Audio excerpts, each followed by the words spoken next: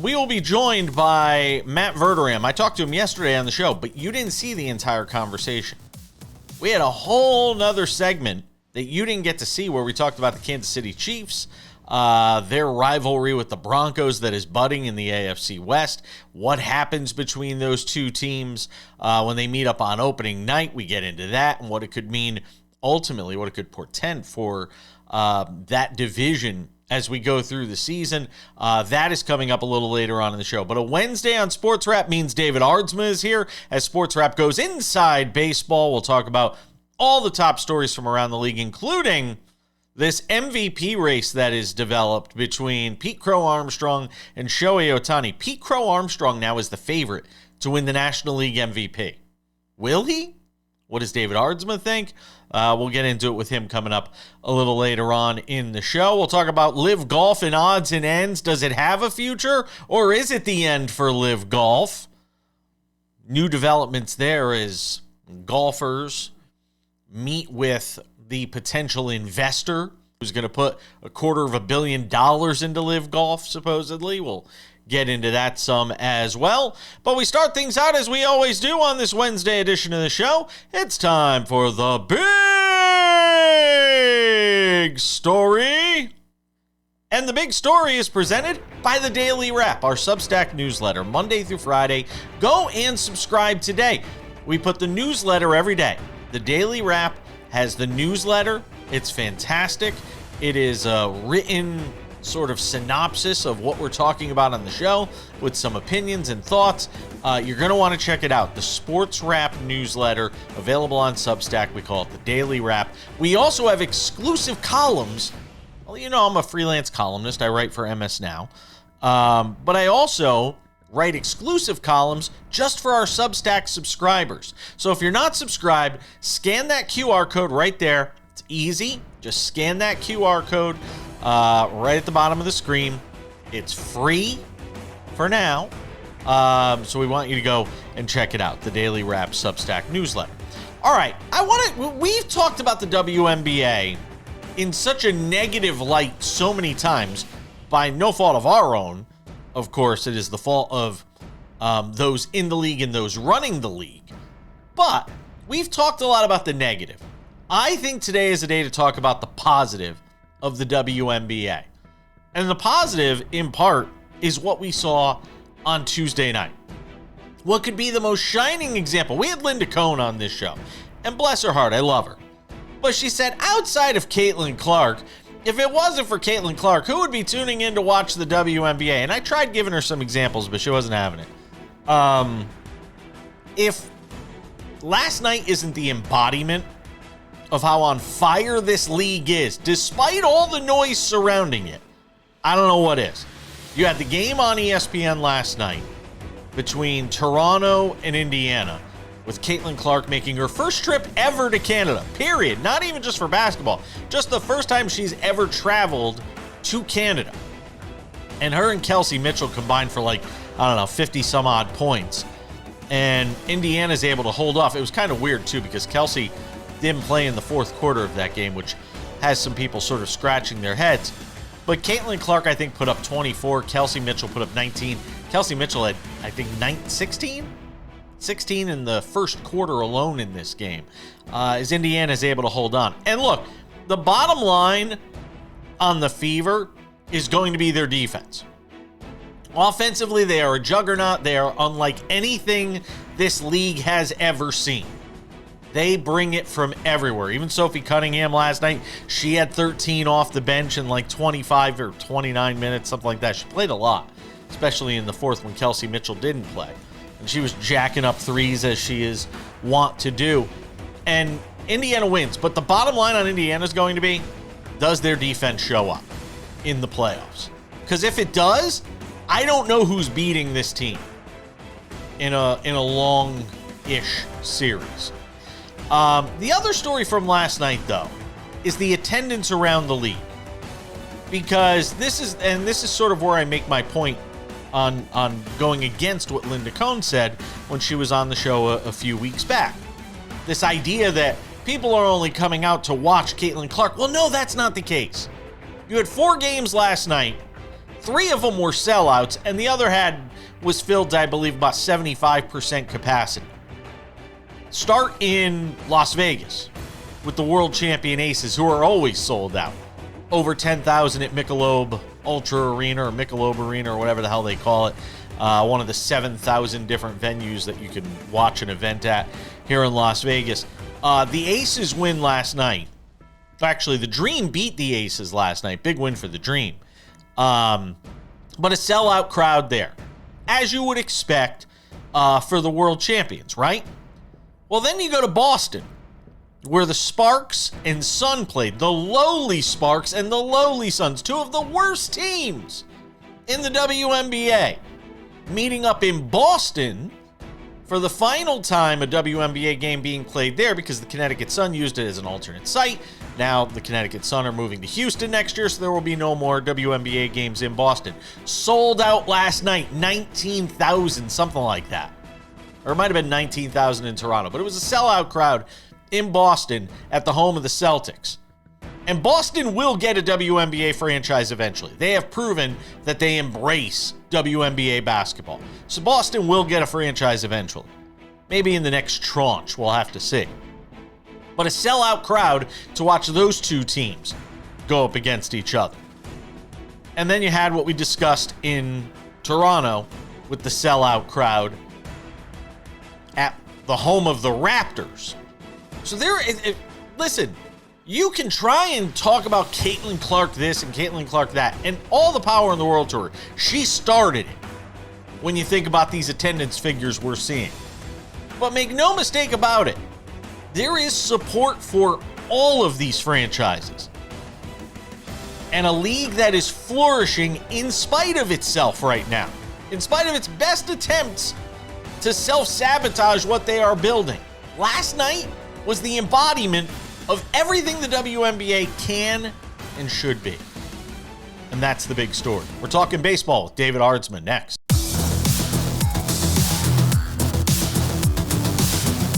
Welcome back to the show.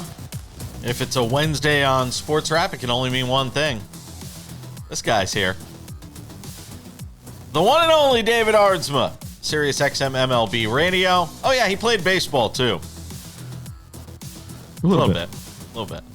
So I want to run through a few things with you on today's show. How on earth is it possible that Vladimir Guerrero Jr. has not hit a home run in over a year at Skydome, Rogers Center, whatever the hell they call it? How on earth is that possible, David Aardsma? Because he only has 7. He's not a home run hitter anymore. He decided, I don't hit home runs. That's not what I do. And here's the interesting thing: like his splits are not crazy different. The on base percentage at home is actually higher than it is on the road. OPS is a big difference, like because obviously all 7 home runs he has this year are on the road. RBIs are going to be double because of just the home runs. Basically, just add the home runs in there. I don't know what's happened. Like we always view Vladdy as this home run power guy, but like last year was a great year for him, and he hit 23. That's not an AL East home run guy. But not one at home? I mean, not one? Yeah, I don't know what's going on with his swing. What's going on with his mind? His average is down, but it's not crazy down for his career. The OPS is down, but it's not like crazy down for his career. Everything is down, but it's not like this crazy drop. It's the home runs are down, but again, it's not like he's out there hitting. He hit 48 one year. That's the problem, is we see the 48 in 2021 and think that's who he is. Then he dropped down to 32, 26, 30, 23. He's not a 40 home run hitter. He was at one season. So like we have to maybe it's just us, and we have to review how we look at him as a hitter and think of him as a 25 home run hitter, and then saying, okay, how does that year look like compared to a 25 home run hitter? It's down, but we got to stop thinking he's like Pete Alonso or Ohtani with home run and Judge, and think he's more of a 25 home run hitter guy who should be a 280 hitter. That's what's concerning me, is the average. I want the average up 30. But then does that mean this contract is an albatross around the Blue Jays' neck if this is what he is? Yes, absolutely. I'm going to say that I'm going to absolutely own it. If this was what he is, if he's a 23-run home run hitter guy, which probably not that crazy far off the average, especially if you take away one season of his career, he's probably a 25, 26 home run hitter average. It might not be that far off to look at this contract, say he's a 280, 290 hitter that hits 23 home runs in the American League East in a power position. That's my biggest problem with the Blue Jays over the last couple of years. Yes, great run last year. Incredible. And actually kind of, if you look at it over the course of the year, it might have been a fluke type of thing. My problem is they're the American League East, and they're supposed to be a beast in the East. Where is these crazy power numbers coming from? They don't have them. They don't have pure power hitters, which you have to survive in the American League East. You have to have if you're going to battle day in, day out. And they're not built like the Rays. The Rays are they're talking about Albatross. Yeah. Rays are not. Rays are just this weird outside thing. Like, I know it's just a weird thing. I don't know how they do it. Move to Ketel Marte, and this story. I mean, you're in the belly of the beast there in Arizona. How surprising is this? I know there's been past incidents with him and things that have taken place off the field. A lot of us were worried it was a mental health thing. It sounds like it's more of a physical health thing. How is an organization, if you're Torey Lovullo and this Diamondbacks organization, are you supposed to handle this? So, yes, they're talking about him coming here to Phoenix for an MRI. One, he already missed a MRI, a knee appointment before that. So if it was such a big problem, why didn't we see the doctor in the first place? Two, you made the trip. You go out there, you make the trip, then people see you at a bar. This is, again, what I've heard. Then they see you at the hotel bar, and this is what Tony Lovullo said, or somebody said, and then he's gone. And no contact with Torey Lovullo for 2 days. So, like, we're hearing that he's coming back for an MRI from outside sources and not the people who should be telling us he's coming back for an MRI. So that his agent had mentioned something about going for an MRI, but he already had disappeared before that. Guys, like, you don't disappear because your knee hurts. That's just a fact. Like, if your knee hurts, you don't disappear. I'm thinking there's a couple things. One, for sure, something mental, personal going on, which is incredible. And if you hear the words from Torey Lovullo, incredible. He sounds like the best dad I'd ever want around, talking about, I just care about Ketel. How is Ketel? I don't care about our lineup. I don't care about our team. I care about Ketel because we are one. And I care about the man. And he was crying. Yeah. He was tearing up. God, I want to play for that man. Two, I guarantee you there might be something with the knee. There's an injury there or something. But that might be also playing into the mental side, into the bothering side.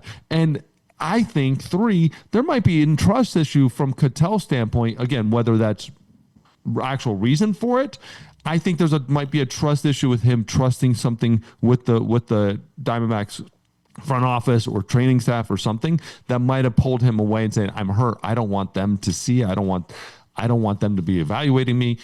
But there's a lot going on here. But the one thing we shouldn't be having Torey Lovullo not knowing and not being able to answer those questions. We shouldn't have his agent be the one coming out and talking to presenting to the media what's going on. Like, this should be a joint effort between the agent, the player, and the team. And just get one voice, guys. Get one voice and let it be the team just to say what's going on, because that's what matters here. In the last 45 seconds of this segment, how dangerous is Arizona if they wind up getting into the playoffs? Without him, definitely not as dangerous. That lineup changes a lot. The look, the depth, everything about it. They get in, they're extremely dangerous. Their pitching staff, we've seen them turn on. We've seen them have times where they're lights out. Bullpen, I'm not too crazy. I'm not too excited about. I don't think they can go deep in the games. I think that what catches them into playoff series. And then the offense with him, extremely dangerous. Without him, kind of mediocre, or just. All right, David Aardsma is going to hang out for another segment. I want to talk to him about this NL MVP race. Who would have thought we'd have one? Ohtani, PCA, who does he like and why? We'll get to it as Sports Wrap continues inside baseball.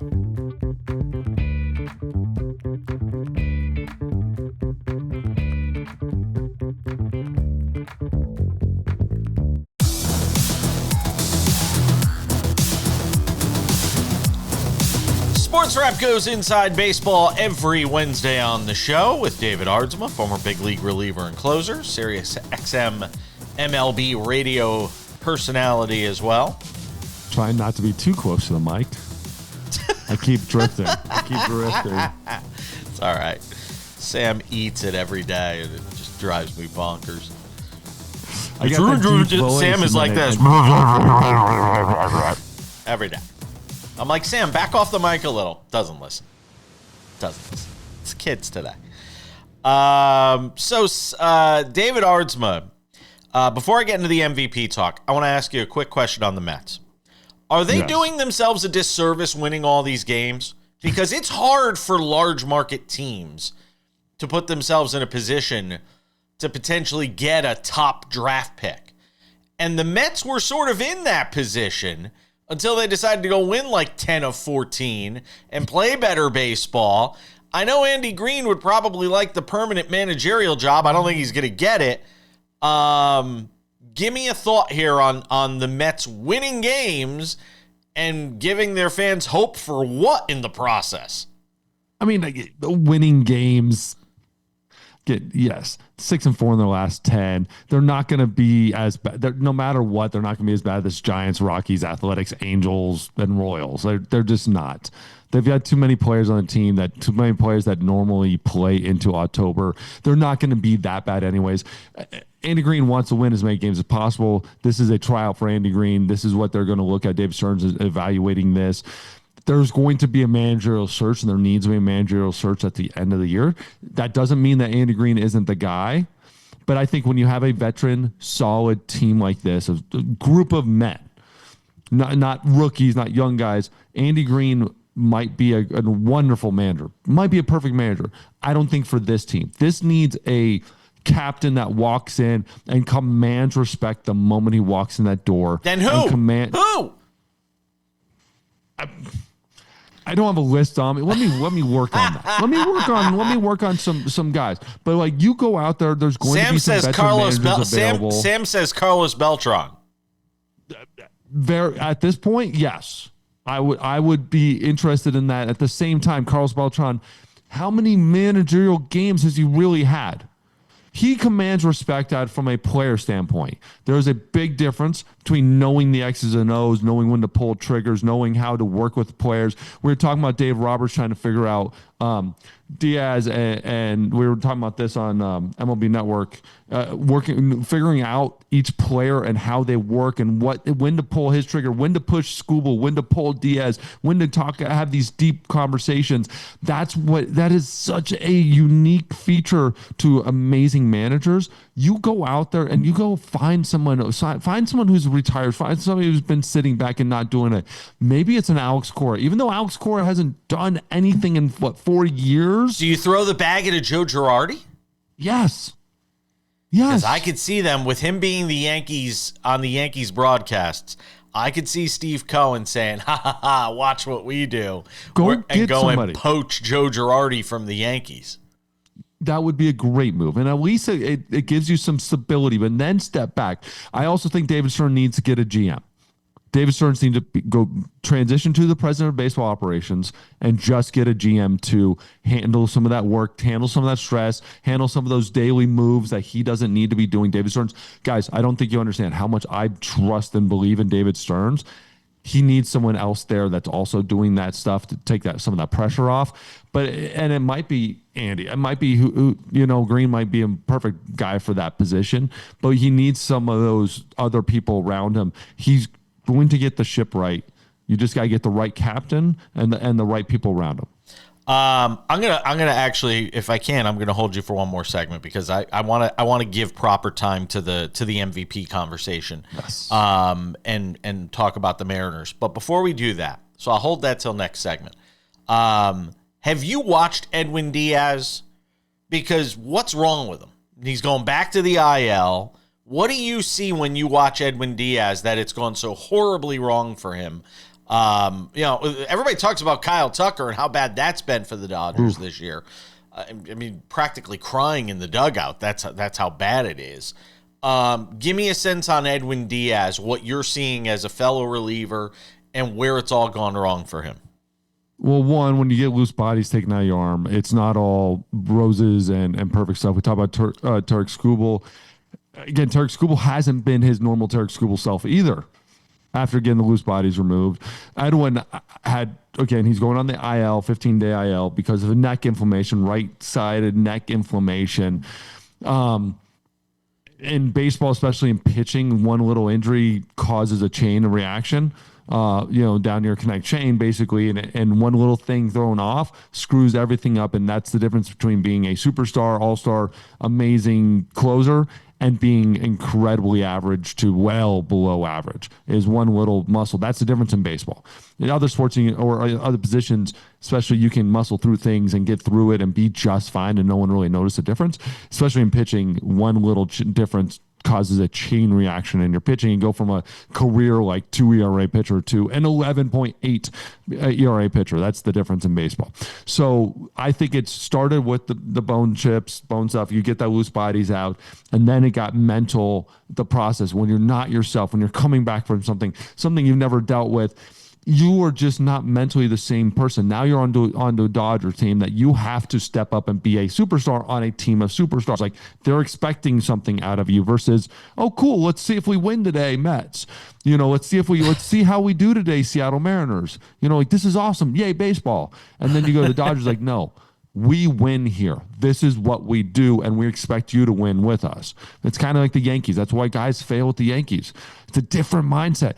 That doesn't make it better. That doesn't make it worse. It's just there's a lot of difference going to the ballpark with a breath and being able to, let's have fun today. We're going to play as a team versus no. This is what we do. Look at the banners. We win. And so there's a different pressure, and I think he felt that pressure trying to come back, be the superstar, the huge, massive deal. And then he wasn't felt himself, and it just snowballs, man. That snowballs got pushed, and it just built, and then it tenses up something else. Has an issue. I actually don't mind this at all. Take the IL time, get right mentally, and lock in. And I think he's going to be fine in September. And look, at least better. Even with the Kyle Tucker situation.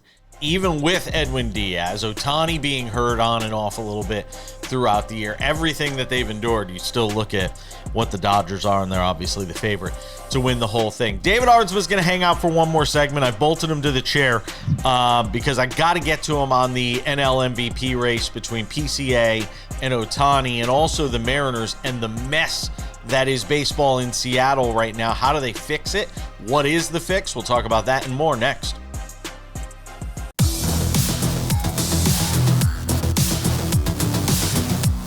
Coming up in 10 minutes, I had a conversation yesterday with Matt Verderam of SI. Does a great job on the NFL, one of their insiders. There was a whole nother segment that you didn't see because we ran out of time on the show. But he and I kept talking, and you'll hear that conversation coming up in 10 minutes. Bonus content. David Aardsma is here, former big league reliever and closer. SportsWrap goes inside baseball. MVP race in the National League.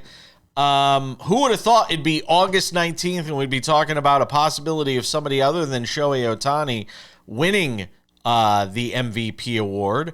Pete Crow-Armstrong now the favorite to win the MVP, David Aardsma. He's minus 165, Shohei Ohtani plus 140. That is still very close.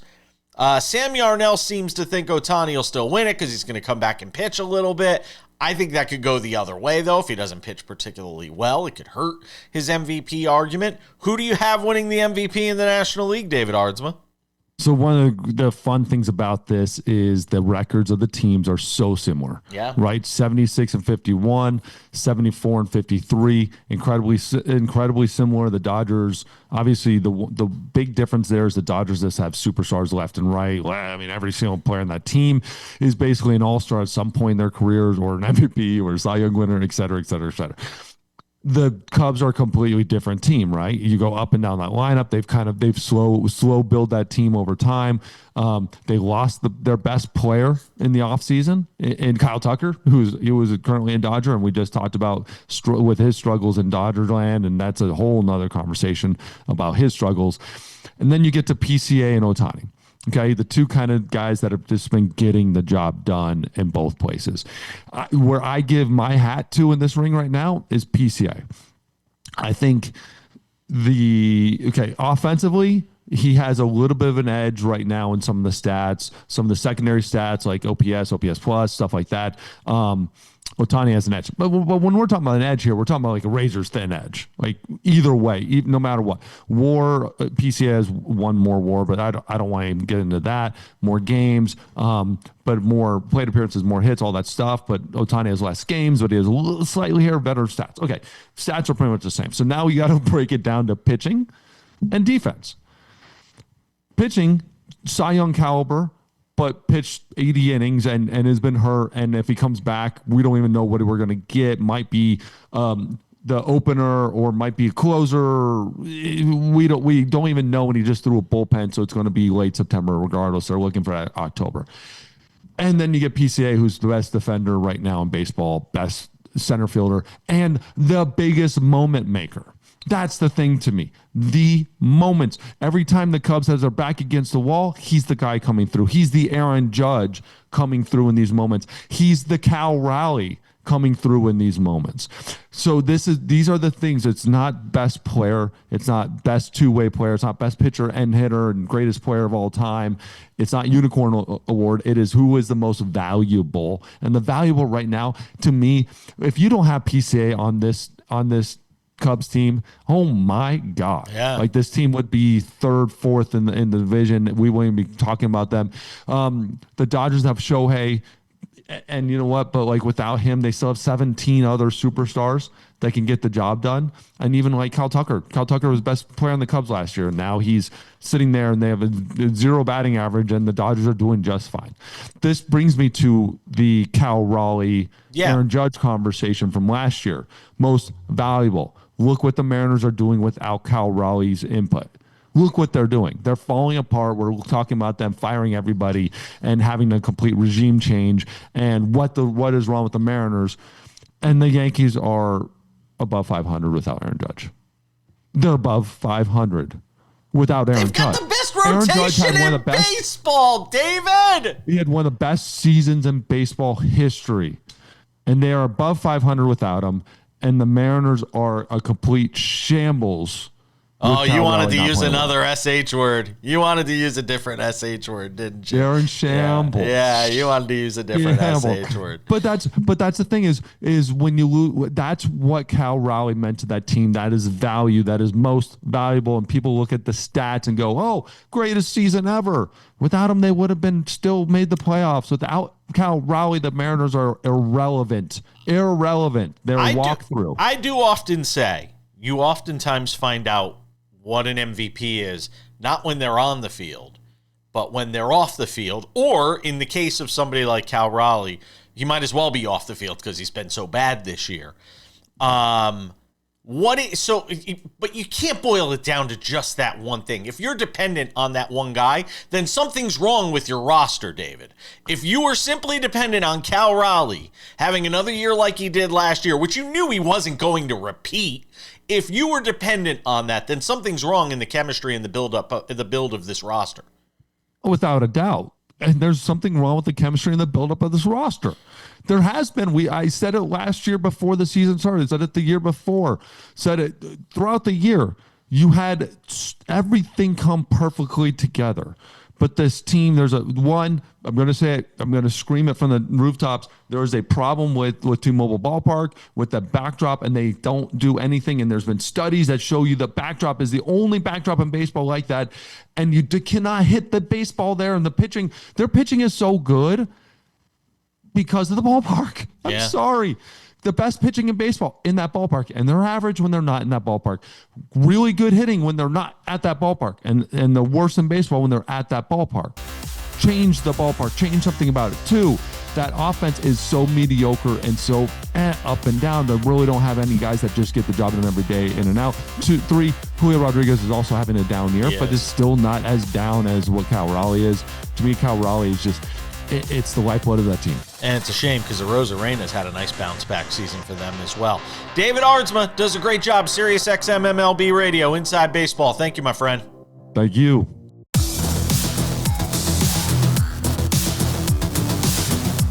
Welcome back to the show. Matt Verderam of Sports Illustrated, their NFL insider, joined us on the show yesterday. Got into it with him on a whole host of NFL issues, but we had more to talk about after we were done yesterday. So you're getting some of that today. What's going on with the Chiefs? Huge training camp for them. Patrick Mahomes returned. Justin Fields on the field. Matt Verderam, what do you say about the Chiefs? Justin Fields, the idea of Justin Fields, that's exactly what it's going to be, because Justin Fields is going to be on the bench barring disaster.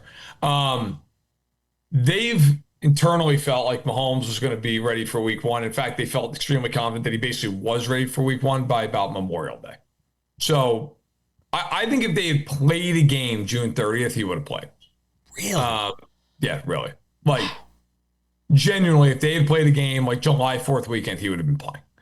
I feel pretty confident saying that. Maybe they would tell you, oh, no, it would have had to be mid-July. Fine. He would have been ready to go, and it would have just been a question of like the doctors had medically cleared him, which at this point he's been cleared now since before camp. This is a team that is going to be very much determined by their young players, their rookie class. They had 3 picks in the first 40 picks. Mansour Delane, who they have extremely high hopes for. He was a 6th overall pick. He's been dealing with a shoulder blade injury. He's now out of his non-contact jersey. He's out practicing. He's been very, very impressive for them in what he's done so far at camp. Peter Woods, I talked to somebody there a week ago who said Peter Woods has been one of the best players in training camp, like forget rookies, just in general. And then our Mason Thomas had a very good first preseason game. And yet all those guys probably pale in comparison to their 5th-round rookie receiver, Cyrus Allen, who has been the best receiver they've had in camp, including Rice, including Worthy. He's been fantastic.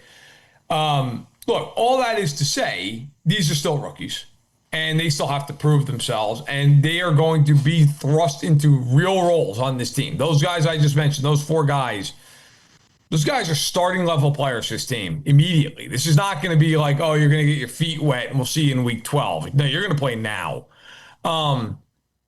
Assuming health for Mahomes and everything's good this year, like, I think they're about a 12-win team. I don't think they're going 15-2 or 14-3. I don't think they're going to be 9-8. I think they're going to win that division. I think it'll be a battle with them in Denver. I think week 1's going to show you quite a bit. They play each other Monday night at Arrowhead. I'll be at that game for Sports Illustrated. I think their offense is going to take a massive jump this year based on the fact that Kenneth Walker is the first running back Mahomes has ever really had in his career. He's never had a 1,000-yard running back in his career.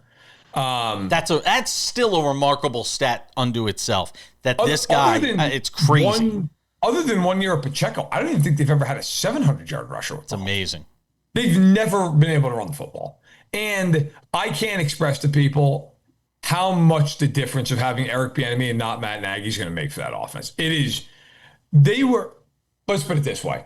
They were talking about needing more accountability in December before the season ended internally. And I was at the Bears-Rams playoff game when the Bears lost. Bieniemy might have been out of that stadium and on a plane faster than I was that night. Like, that was, I mean, The Chiefs basically were like, the second your season's over, come home. And that was it. So, no, listen, I don't think there's some inevitable team by any stretch. I think the AFC is extremely wide open, but I think they're there with the Bills and the Broncos and the Ravens and the Texans and the Pats and all those teams. I think, how's it shake? I think a lot of it for the Chiefs is how good are your rookies? Yeah, see, I think there's some regression this year. I do too. Especially with the schedule and everything. Yeah, you have to respect them, but I think they go backwards. What do you think the Broncos or the Chiefs win the AFC West? I'm curious. The AFC West odds are crazy. Also, I guess throw the Chargers in there because the Chargers are actually getting better odds than the Broncos are. If you made me bet your money on it, I'll take the Chiefs to win the division. But I'd also say be careful not to, you said we're going to learn a lot in week one. How much do you really learn in week one? Because I had this conversation with Bill Bender from the Sporting News yesterday. And he's like, the big matchup, it's going to tell us a lot, is Ohio State and Texas in week 2. And I'm like, yeah, but what a team looks like in week 2, which, usually week 1's a throwaway game anyway, so it's your first real game, is a lot different than what you are later in the season. And I'd rather have a team peaking. Who does that, and then the question becomes, who does that game, that week 1 matchup between the Chiefs and Broncos, who does it actually mean more to? I think it means more for the Broncos mentally. Because if they go in there and get pistol whipped in week 1, it could set the tone for, oh no, versus where if you're the Chiefs and you lose week 1 with Mahomes coming off injury, you lose a close game, you're kind of like, okay, depending on sort of the flow and the way the game is played, I feel like it means more to the Broncos in week 1 than it does the Chiefs. You could argue it.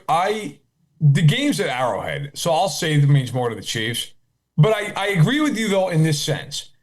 If the Chiefs, I don't expect this to happen. I think it'll be a really close game one way or the other. But if the Chiefs just lay waste to Denver in that game, like if that's just one of those games where, look, Mahomes is back, Arrowhead's on fire, Kenneth Walker, all this, and the Chiefs just beat them 34-16 or something. Like they just come out and you're like, oh my God. They have a kind of game where like Tuesday morning, everybody and their mother's like, oh my God, like, did you see what happened? Then I think if you're Denver, it does put it in the back of your mind like, oh no. Like this is not good. But the reason I think that game's a big game is the Chiefs win that game. Their next 3 games are Indianapolis, Miami, and the Raiders. Yeah. They could be 4-0 and gone. And Denver's 5 games after that are something like Jacksonville, the Rams, the Niners, the Seahawks, and then there's another hard game in there. And it's like that's the kind of thing where the Chiefs could be 4 games 6 weeks into the year and like, see ya. Let's wrap it up with some odds and ends next.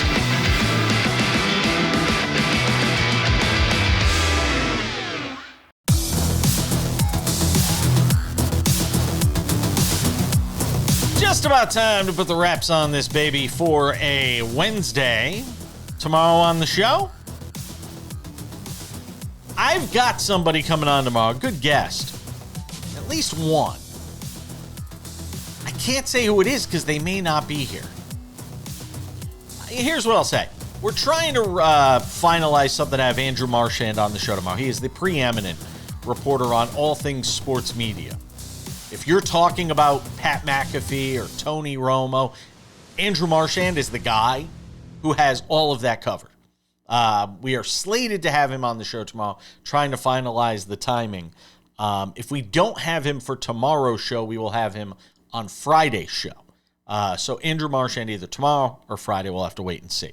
A couple of reminders before we go. The Sports Wrap with Jason Page podcast, the audio version of this show, available Monday through Friday, wherever you get your podcasts. Spotify, Apple Podcasts, YouTube Podcasts, iHeartRadio, TuneIn, Odyssey, Amazon.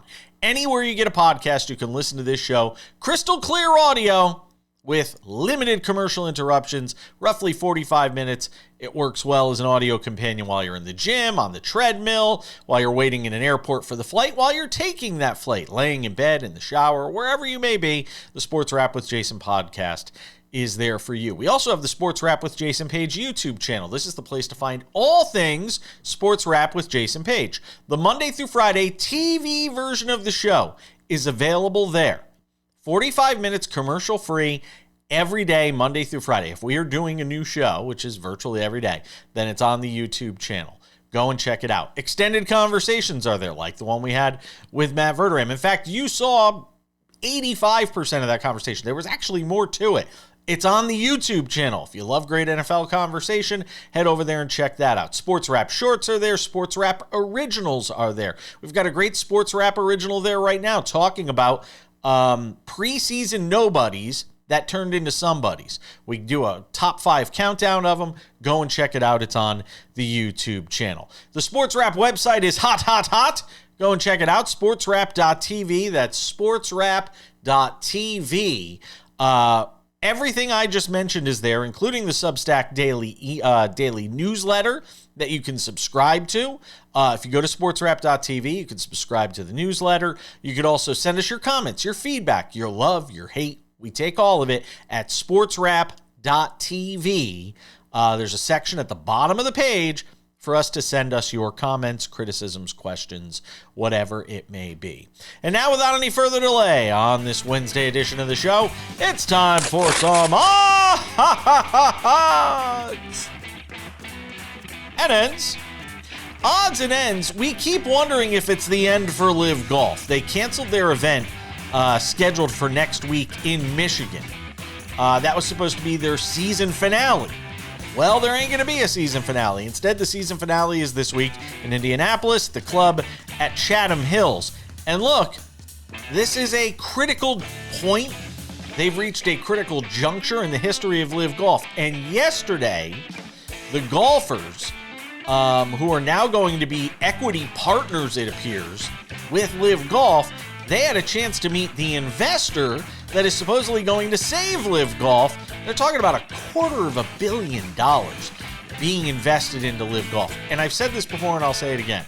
If somebody's got that kind of money to invest in the sinking ship that appears to be Live Golf, I'll just take $1 million. You'll definitely get a return on your investment with me, I can promise you. We're here on TV every day. In fact, we have a better TV deal than Live Golf does. And that is the crux of the problem. You cannot convince me. Go and look at all these sports leagues. Where are they making money? Yeah, sure, tickets, attendance, parking, the concessions, all those things are nice. But golf? The TV rights deal means so much. And Live Golf simply doesn't have one that is of enough consequence and enough gravitas. Combine that with the fact that they're playing events all over the world at all different times. Guess what? I know every Sunday I could turn on CBS or NBC or the Golf Channel. And I know every Saturday and Sunday I could tune in between 4 and 7 p.m. Eastern or 3 and 7 p.m. Eastern, or here on the West Coast, noon and 4 p.m. Pacific. I can tune into CBS, NBC, or Golf Channel, and I'm going to get the third or fourth round of a tournament. I can't do that with Live Golf, and that continues to be a huge problem for them. And I'm going to tell you right now, the guys to watch, well, hold on, are right there. Those are the guys whose comments and criticisms and what they say about this potential investor, that's the stuff you need to watch. This guy and this guy. Jon Rahm and Bryson DeChambeau are the two names propping up this tour right now largely. And how they go, Live Golf is going to go. So they got to keep those guys happy. And neither of them right now are saying anything that makes me believe one way or another this is going to work out. One last thing in odds and ends. Nick Kyrgios. He's provisionally suspended for a positive test for cocaine. I don't even want to talk about Nick Kyrgios, the tennis player, because he's 31, 32. He's largely done as far as his playing career. I just want to speak to him as the person and hope he gets his life together. He says on social media, which he's going to take a break from for the next 28 days, that this is the wake-up call that's going to help him get his life together. I hope it is. Because Nick Kyrgios is somebody that can still have an active part in the world of tennis, whether it be through the broadcasting side, the teaching side, whatever it may be. Best of luck to Nick Kyrgios. It's going to do it for us on this Wednesday edition of the show. Thank you to Matt Verderame. Thanks to David Aardsma. All of you at home for watching. I'm Jason Page. We'll catch you back here on Thursday. Bye-bye.